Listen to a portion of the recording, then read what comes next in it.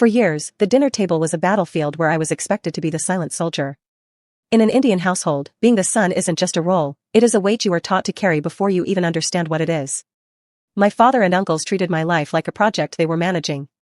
From the day I chose my stream in college to how I spent my weekends, every decision was a debate I had to win or a compromise I had to make to avoid the "why can't you be like your cousin" lectures.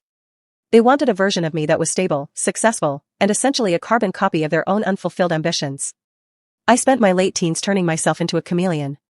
I stopped wearing the clothes I liked, dimmed my personality to fit their definition of serious, and buried my true interests under the weight of expectations. I became the quiet boy who nodded at everything, suppressing my own voice to keep the peace. Because I was a boy, the pressure was absolute. If I stumbled, it wasn't just a mistake, it was a failure of the family legacy. I felt like a commodity they were investing in, not a person they were raising. The shift happened when I stopped performing. It didn't start with a bang. It started when I stopped asking for permission to be myself. I started making my own choices, taking up my own projects, setting my own boundaries, and refusing to participate in the toxic cycle of comparisons.